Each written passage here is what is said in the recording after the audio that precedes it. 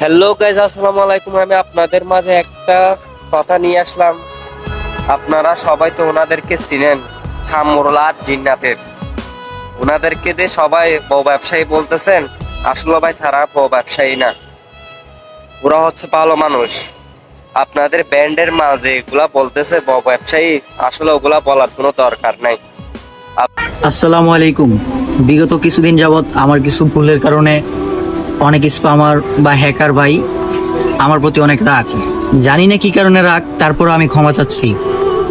আমাকে ক্ষমার দৃষ্টিতে দেখবেন, আর আমি যদি কোনো ভুল করি আমাকে বলবেন। নেক্সট টাইম থেকে আমি নিজেকে শুধরে নেব, আর ভুল করার কোনো চেষ্টা করব না।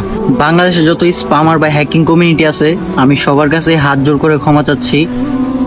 আমাকে নিজের আপন ছোট ভাই মনে করে মাফ করে দেবেন। তো আপনারা জানেন আমার মেয়েটা মারা গেছে, আর আমার মেয়েটা মারা যাওয়ার পরই আমার দুইটা পেজ, একটা আইডি, আমার ইনস্টাগ্রাম আইডি সব কিছুই ডিজেবল হয়ে যায়। জানি না কারা বা কি স্ট্রাইক দিছে।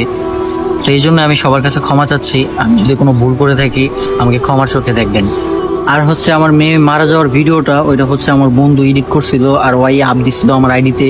আমার সব কিছু ওর কাছে থাকে, আর আমার সব কিছু ওই হ্যান্ডেল করে। তো যাই হোক, ওই ভিডিওটার জন্য আমি সবার কাছে ক্ষমা চাচ্ছি। আমাকে ক্ষমার দৃষ্টিতে দেখবেন। আর যদি আমি কোনো ভুল করে থাকি আমাকে বলবেন, নেক্সট টাইম থেকে আমি নিজেকে শুধরে নেব। ভালো থাকবেন, সুস্থ থাকবেন। আল্লাহ হাফেজ।